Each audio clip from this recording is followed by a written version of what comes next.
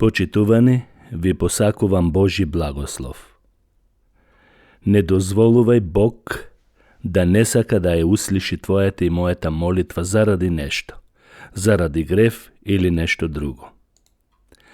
Најголема пречка за ефективна молитва е присуството на грев. Непризнаени гревови во срцето на оној кој се моли. Нашиот Бог е свет и како таков ќе има секојаш бариера помеѓу него и нас ако криеме гревови за кои знаеме дека не му се угодни. Пророкот Исаија вели вака: Вашите беззаконија ве одделија од вашиот Бог и вашите гревови го сокрија неговото лице од вас и затоа тој не ве слуша. Тоа е запишано во пророкот Исаија, 59 глава, 2 стих. Давид или цар Давид од свое лично искуство во својата поука вели дека Бог е далеко од сите оние кои се обидуваат да го сокријат гревот. Тој запишал вака: ако во своето срце би имал благонаклонетост кон неправдата, Господ не би ме послушал. Тоа е запишано во 66-тиот псалм, 18-тиот стих.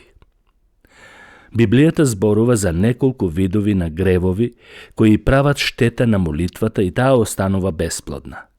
Како прво, кога некој живее според телесните желби, а не според духот и во духот.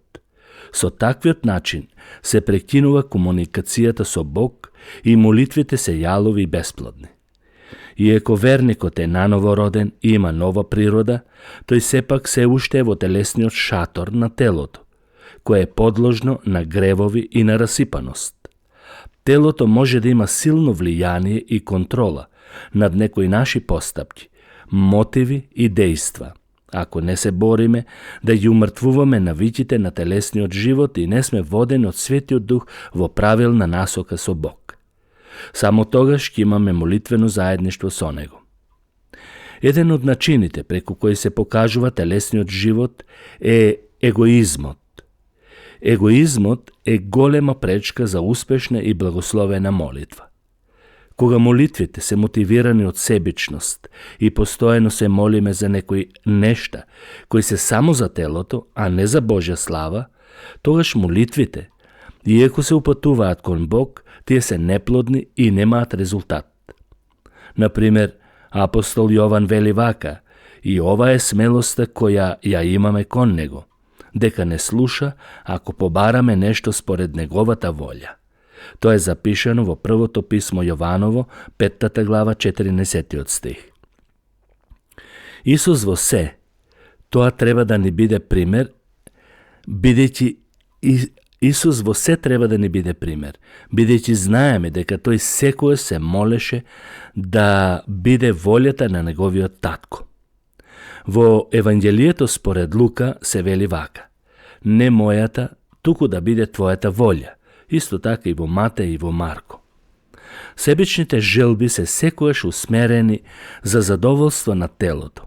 И кога се прави молитва со такви мотиви, не треба да очекуваме дека Бог ќе одговори позитивно. Јаков вели: барате и не добивате, зашто барате погрешно, за да го трошите во вашите страстни желби.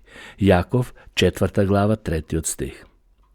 Доколку живееме според нашите телесни желби, тие се голема пречка за молитвите, бидејќи истите го стврднуваат срцето. Ако сме незаинтересирани и рамнодушни за потребите на другите, не треба да очекуваме дека Бог ќе биде заинтересиран за нашите потреби. Тоа не треба да се свати дека Бог ни се одмаздува, туку сака да се научиме, да бидеме отворени за потребите на другите, како и негови деца, да постапуваме според неговата волја. За Бог најважно е да се спроведува неговата волја, а не нашата. Библијата јасно вели: не правете ништо од надпреварување или од суетно честолюбие, туку во понизност сметајте се еден друг за поголем од себе си. И не гледајте секој само на своето, туку секој нека гледа на она што се однесува за другите. Тоа е запишено во Филипјаните, 2 глава, 3 и 4 стих. Молитвата може да биде неефективна и да има пречка меѓу мене и Бог ако нема дух на простување кон другите.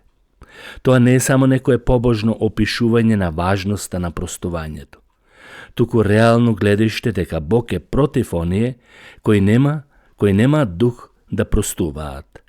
Кога некој не сака да прости, бара причина дека е во право и се теши со тоа, но истовремено неговото срце се исполнува со горчина и лутина и го парализира молитвениот живот. Коренот на горчината е опасен за духовниот живот. Како може некој да очекува благослови од Бог со непокајан и непризнаен грев на горчина спрема другите? Овој принцип е добро илустриран во Матеј 18 глава. Тука нема да го ставам целиот текст, односно нема да зборувам или да го напишам. Секој кој чита, нека ја отвори Библијата и нека си го прочита. Во овој текст Бог не учи дека многу ни простил, така и ние не би требало да си дозволиме да не им простиме на оние кои се околу нас и со кого го делиме нашето заедништво, пријатели, браќа и сестри. Молитвите ќе немаат ефект ако нема развиено чувство за простување. Понатаму, друга голема пречка за неефективна молитва е неверието и сомнежите.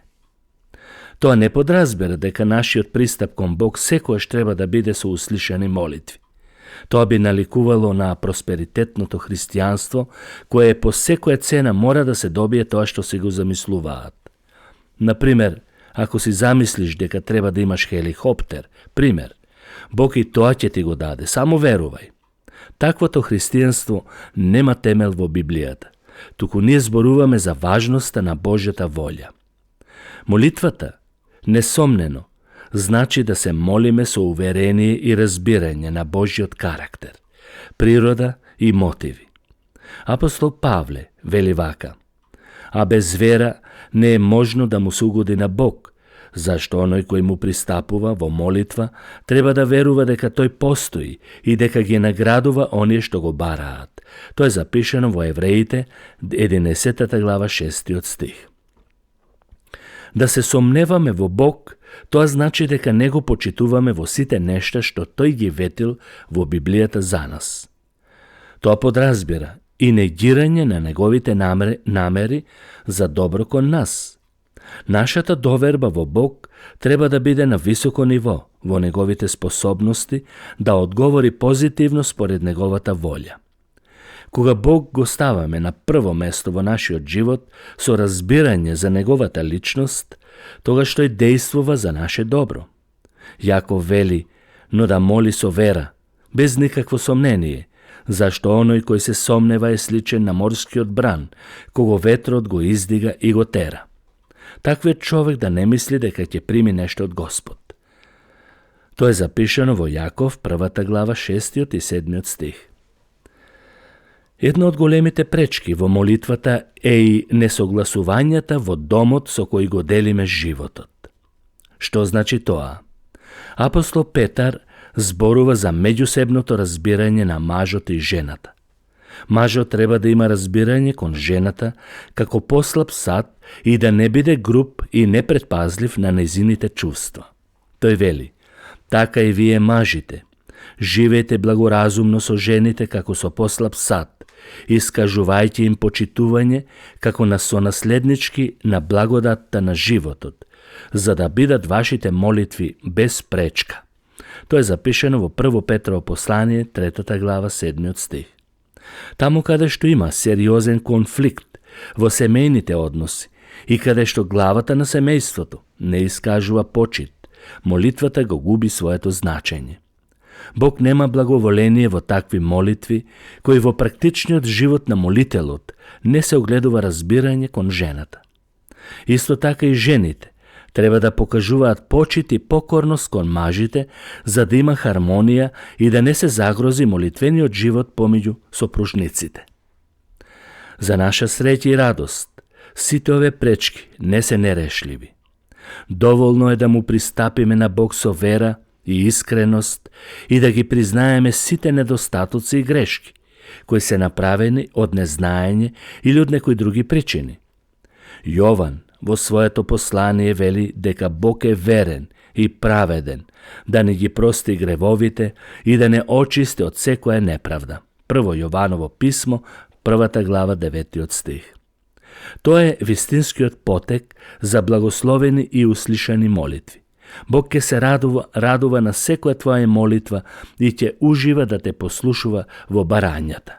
Пробај и види, тоа е должност, да му пристапуваме на Бог со вера и искреност и да ги признаеме сите недостатоци и грешки, кои се направени од незнаење или од некои други причини. Тогаш Бог ќе дејствува за наше добро и ќе ги послушува нашите молитви. Бог да ве благослови, почитувани. Амин.